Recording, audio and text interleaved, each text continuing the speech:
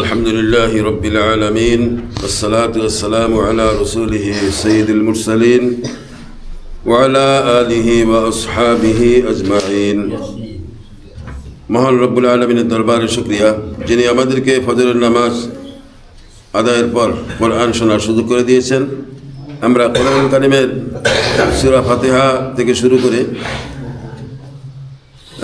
সূরা ইয়াসিন পর্যন্ত 36 নম্বর সূরা ইয়াসিন পর্যন্ত আমরা এসেছি। তো রব্বুল আলামিন এই সূরা ইয়াসিন বিশেষ মর্যাদাপূর্ণ করেছেন।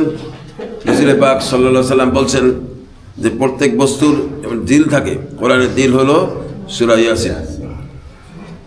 সূরা ইয়াসিন মুমূর্ষু ব্যক্তির নিকট তেলাওয়াত করলে মুমূর্ষু ব্যক্তির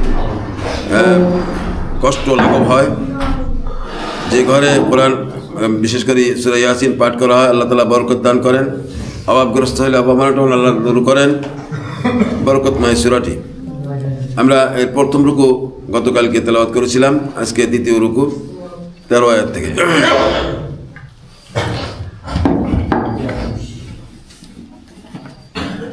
আউযু বিল্লাহি মিনাশ শাইতানির রাজীম।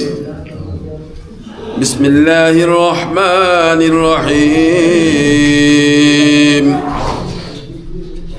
واضرب لهم مثلا أصحاب القرية إذ جاءها المرسلون। হে নবী, এদের কাছে তুমি একটি জনপদের দৃষ্টান্ত পেশ করো যখন তাদের কাছে আমার পক্ষ থেকে কয়েকজন রাসূল এসেছিল।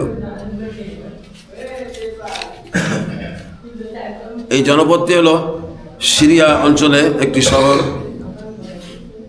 যেখানে আল্লাহ তাআলা কয়েকজন নবী আল্লাহ তাআলা প্রেরণ করলেন। তো এরপরে ঘটনা 14 নম্বর আয়াত। إذ أرسلنا إليهم اثنين فكذبوهما فعززنا بثالث فقالوا إنا إليكم مرسلون। যখন আমি তাদের কাছে দুজন রাসূল পাঠিয়েছি তখন তারা এদের উভয়কেই অস্বীকার করেছে। এরপর আমি তৃতীয় একজন দিয়ে তাদের সাহায্য করেছিলাম। অথবা তারা তাদের কাছে এসে বলল, আমরা অবশ্যই তোমাদের কাছে রাসূল হিসাবে আবির্ভূত হয়েছি। قالوا ما أنتم إلا بشر مثلنا وما أنزل الرحمن من شيء إن أنتم إلا تكذبون। এই কথা শুনে তারা বলল, তোমরা তো দেখেছি আমাদের মতো কতিপয় মানুষ ছাড়া আর কিছুই নয়। আসলে দয়াময় আল্লাহ তাআলা আমাদের জন্য কিছুই পাঠাননি, তোমরা অযথাই মিথ্যা কথা বলছো। রাসূলদেরকে অস্বীকার করা হলো। আর রাসূলদেরকে অস্বীকার করা, এটা রাসূলদেরকে যখনই অস্বীকার করা হয়, অবিশ্বাস করা হয়, মিথ্যা মনে করা হয়, তখন আল্লাহ তাআলার যে বাণী, এই বাণীগুলো অস্বীকার করা হয়। কেননা আল্লাহ তাআলার কথাগুলো রাসূলদের মাধ্যমে জানিয়েছেন। তো রাসূলদেরকে অস্বীকার করলে আসমানি কিতাবের অস্বীকার করা হয়। قالوا ربنا يعلم إنا إليكم لمرسلون وما علينا إلا البلاغ المبين। তারা বলল, আমাদের রব জানেন আমরা অবশ্যই তোমাদের কাছে তার পাঠানো রাসূল। তোমাদের কাছে সুস্পষ্ট করে আল্লাহর বাণী পৌঁছে দেওয়া ছাড়া আমাদের আর কোনো দায়িত্ব নেই। قالوا إنا تطيرنا بكم لئن لم تنتهوا لنرجمنكم وليمسنكم منا عذاب أليم। তারা বলল, কিন্তু আমরা তো তোমাদেরই আমাদের সব অমঙ্গলের কারণ মনে করি। যদি তোমরা এখনো এসব কাজ থেকে ফিরে না আসো তাহলে আমরা অবশ্যই তোমাদের পাথর মারব, উপরন্তু তোমাদের অবশ্যই আমাদের কাছ থেকে আরও কঠিন শাস্তি স্পষ্ট করবে। 19 قالوا طائركم معكم أئن ذكرتم بل أنتم قوم مسرفون তারা বলল, তোমাদের দুর্ভাগ্য অকল্যাণ তো তোমাদের সাথেই লেগে আছে। তোমাদের যে ভালো কাজের কথা স্মরণ করিয়ে দেওয়া হচ্ছে, এটা কি অমঙ্গলের কাজ? আসলে তোমরা হচ্ছে একটি সীমালঙ্ঘনকারী জাতি। 20 وجاء من أقصى المدينة رجل يسعى قال يا قوم اتبعوا المرسلين এমন সময় নগরীর প্রান্ত থেকে এক ব্যক্তি ছুটে এলো এবং সে এসে সবাইকে বলল, হে আমার জাতির লোকেরা, তোমরা আল্লাহর রাসূলদের অনুসরণ করো। ইত্তাবিউ মান লা ইয়াসআলুকুম আজরান ওয়া হুম মুহতাদুন, অনুসরণ করো এমন এক রাসূলের যে তোমাদের কাছে হেদায়েতের কোনো প্রতিদান চায় না। আসলে যারা তার অনুসরণ করবে তারা হবে হেদায়েত প্রাপ্ত। 22 وما لي لا أعبد الذي فطرني وإليه ترجعون, আমার জন্য এমন কি অজুহাত থাকতে পারে যে আমি তার ইবাদত করব না, যিনি আমাকে পয়দা করেছেন এবং যার দিকে তোমাদের সবাইকে একদিন ফিরে যেতে হবে। 23 أأتخذ من دونه آلهة إن يردني الرحمن بضر لا تغن عني شفاعتهم شيئا ولا ينقذون إني إذا لفي ضلال مبين, আমি কি তাকে বাদ দিয়ে অন্য কোনো মাবুদ গ্রহণ করব, অথচ দয়াময় আল্লাহ তাআলা যদি আমায় কোনো ক্ষতি পৌঁছাতে চান তাহলে ওদের কোনো সুপারিশই তো আমার কোনো কাজে আসবে না। তারা কেউ আমাকে সে ক্ষতি থেকে উদ্ধার করতে পারবে। আমি যদি তেমন কিছু করি তাহলে অবশ্যই আমি সুস্পষ্ট গোমরাহিতে নিমজ্জিত হয়ে যাব।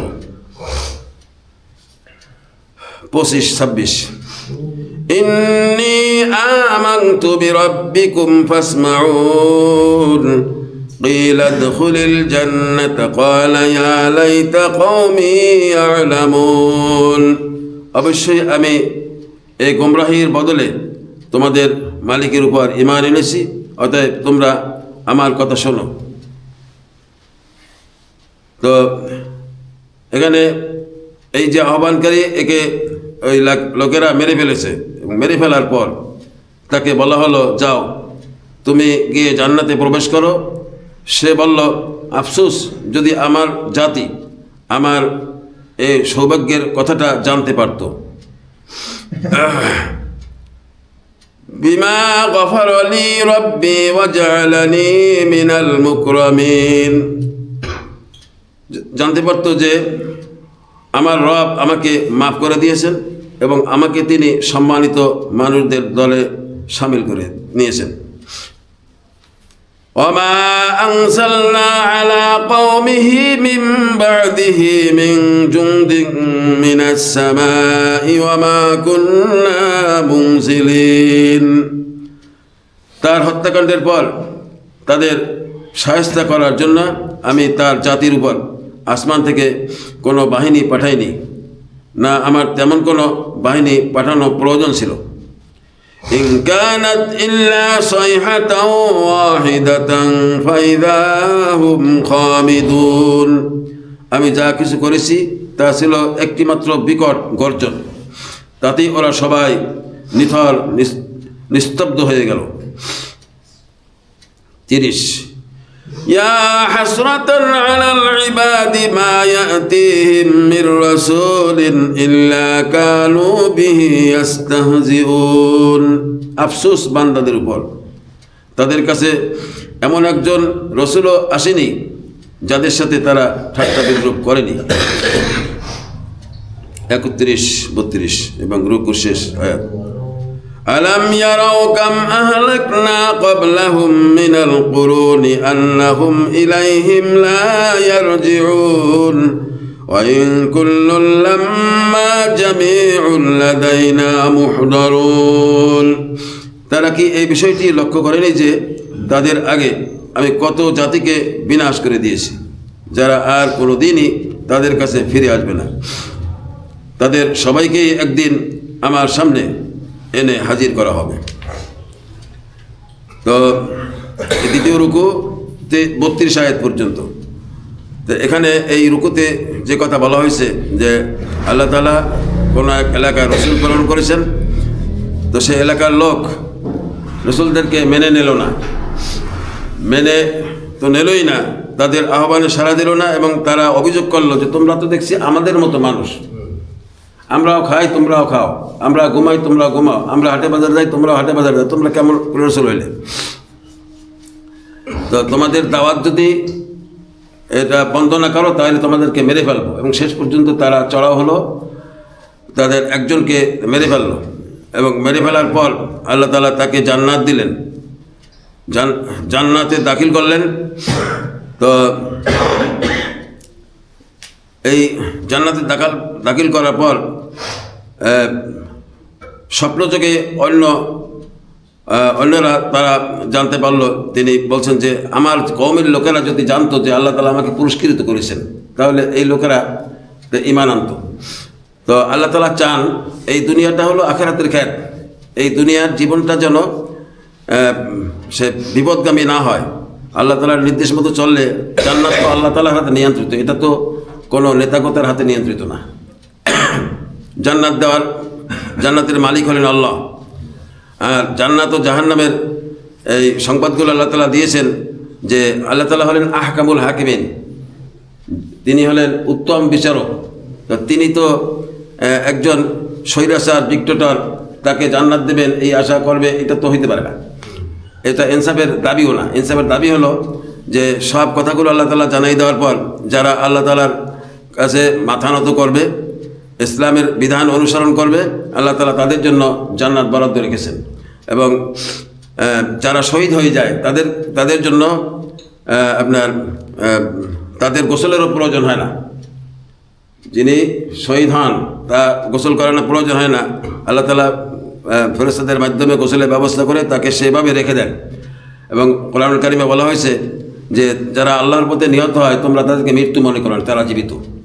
এবং তার প্রমাণ সাহাবা আজমাইনদের অনেকের মৃত্যুদেহ বহু পরে এই সম্প্রীতিকালের কিছু আগ পর্যন্ত এরকম প্রমাণ আছে যে এরকম বিশেষ প্রয়োজনে মাটি খোঁড়া হয়েছে, তো সেই অক্ষত অবস্থায় পেয়েছে। তো আল্লাহ তাআলা যে বলছেন যে যারা আল্লাহর পথে নিহত হয় তোমরা তাদেরকে মৃত্যু বলো না, তারা জীবিত, এবং তারা রিজিক প্রাপ্ত হয়। আল্লাহ তাআলা তাদের প্রতি অনুগ্রহশীল।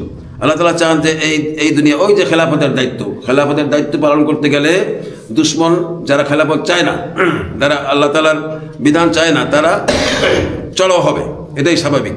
আর এই কথাটি বোঝানোর জন্য আল্লাহ তাআলা এই দীর্ঘ এই রুকুতে অনেক কথা বলছেন।